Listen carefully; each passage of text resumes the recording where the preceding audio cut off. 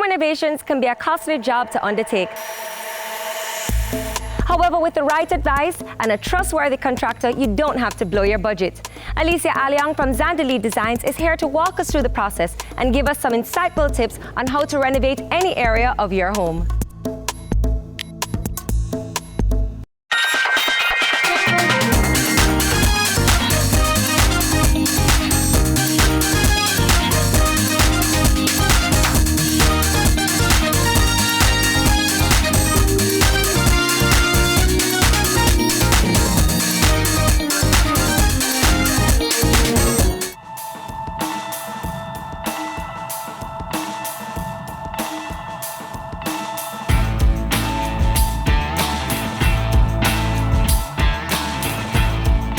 Zandali Designs, the name of your company. What does Zandali mean? How did you come up with that? Oh, that's easy. Zandali is a ground lizard. Oh gosh. In Trinidad. I'm Trinidadian. I just wanted to have a word that's known in Trinidad, that's like specific to Trinidad, just anything. So I came up with that. To do everything from the drawings with the initial startup drawings with the architects, straight through to build outs, color selections, fabrication. So I actually have a workshop. So anything to do with wood. And it started off as just a hobby. So I do kitchens, windows, doors, vanities, closets, dining room sets. And recently I started doing sofas, sectionals and that line, coffee tables, side tables, anything to do with wood. I do granite, quartz, stone fabrication, marble for countertops, plumbing, electricals, turnkey. So everything that you would need to move into your house, it's there. Driving around town, I see a lot of people doing renovations. What are some of the main reasons why someone would want to renovate their house? The first one would be that if you're purchasing a new property, you want to kind of tailor it to your needs. And then a lot of properties in Kingston are older. So when you go in there, they have the traditional looking tiles on your wall, and they were standard pink, all yellow, or all blue. So the entire bathrooms were all that, down to the toilets, the sinks, everything. So everybody wants to bring it forward. And then styles change, and when new styles come in, new lighting fixtures, whatever, everybody always wants to upgrade. Right. And if you're renovating your house to sell, what are some of the key rooms that you'd focus on? That would be the kitchen, for sure. All of the bathrooms, but if you can't find that in your budget, the master bed and bath. Now, speaking about budget, how important is a budget? How would you go about setting a budget? I don't know anything about renovations, but if I wanted to renovate, where do I even start with, okay, well, I need to spend this much and this much alone? What I would do with a client is that I'll go in and I'll look at the bones of the kitchen. So if the existing framing is still in good condition, with termites, no water damage, the wood is still, and it's not bagasse board or the more inferior types, then we can salvage it. So what I'll do is I'll sand down the existing frame, and then I'd make new cupboard doors, new countertops, new sink, new faucet. So immediately you get an upgrade on a budget.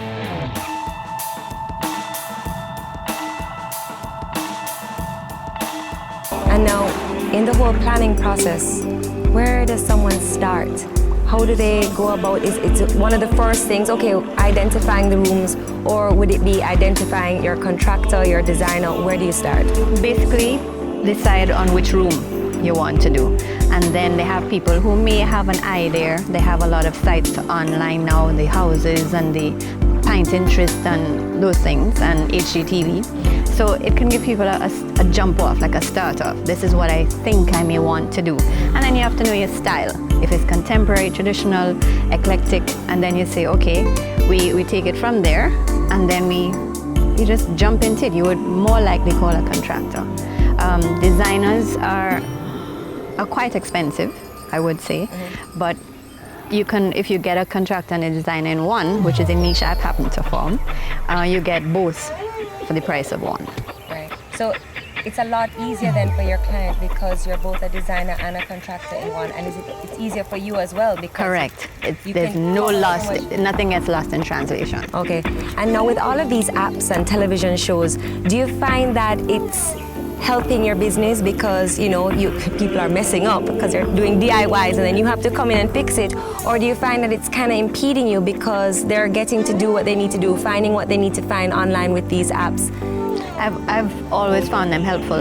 I actually welcome it. I tell them, please go online, because when I come into your space and I meet you, it's like you have to read somebody. Right. So you kind of look at how they're attired, their surroundings, what they see, and you have to form an entire picture of this person and translate it to what you think their style would be. So it's all left on my opinion and what I think. But if you go onto one of these sites and you start putting together a folder and you share it with me, then I can definitely zero in and note this is your style. Right. Definitively, Jodi's style is colorful and loud or whatever. You know what I mean? So I can come up with something and say, okay, this is how I read this client. So what happens now when you have a client who doesn't know what they want? You start doing stuff for them and they keep changing their mind.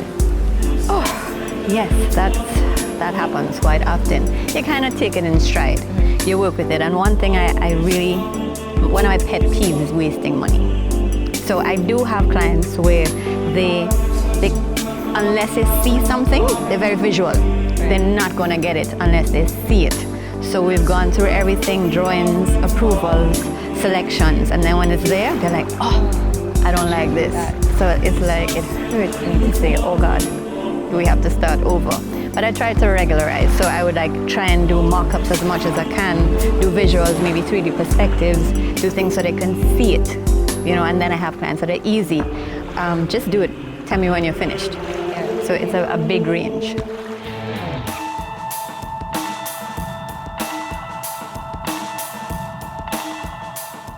Okay, so in the planning process, once you've identified the room that you want to renovate, what happens after that? Walk me through the planning, what I would do after. Okay, with any project, big or small, I'd ask the client first thing, what's your wish list? Okay. So when you tell me your wish list, then I would say, okay, do you have an idea of your budget? 9 times out of 10, possibly 10 out of 10, they have no idea. When they give me the wish list, then I would prepare a complete estimate down to everything. It's very, very detailed because in construction, when you're spending the amount of money that people do, they want to get an exact breakdown of how it's being spent. So in tiling, I would say floor tile, wall tile, mosaic inlay, niche inlays, everything. So you see and you know the square footage and you know the cost per square footage. So when you get this wish list, and it'll be, a room could have 10 recessed lights. You may not be able to afford 10. You might be only able to afford 5 because you pay by point. When you put in a light fixture, each fixture is a point. So you have to pay the electrician the labor cost, then you have to buy the light. So you then tell me, so I do the complete estimate, then you would sit with me and then we'll go over, this is what I can afford in phase 1, in phase 2. Some people can afford everything one time and just say, go ahead. Now, are there different price points in terms of, so I just want it to look pretty, and so you give me a nice little renovation, like a facelift. Of course. And then there's the more extensive. Yes, so we need to do grouting, there's damp issues, there's, right, that means digging up the right, and it's more intense. Right. And with the older homes, because they have a lot of homes built in the 70s and the 60s, and then even the great houses, you can't keep that plumbing in there because it's a galvanized pipes. So you want to change and upgrade to PVC. So there'll be a lot of underground leaking. Your water bill might be really high and you're wondering what's going on, and it could be from those things. Your light bill as well, because the wiring is old and it's outdated. Your panel might be old and it might have like 4 little breakers in there. But then in this age of technology, you have washing machine, dryers, ACs, things that will pull more current, so you have to upgrade. So you can give me this list and then I just sit down and say, well, instead of 10 lights, let's do 5. And you can work through with me. Yes. And we can find something pretty, a nice room that I love, but within my budget. Right. And then it's all on your taste. So for instance, I would go, because I'm very, I look at cost a lot when I go out, and I think I could make things look really expensive and you won't even know. Right. So I would put on my estimate at cost for tiles, let's say $250 a square foot, maybe even $200 a square foot for a nice 24 by 24 porcelain tile. And then you may come in there and you may look at the marble tile, which is $1,000 a square foot. That is going to like totally send your budget out to the park. So it all depends on what you have to spend and how heavy your pocket is.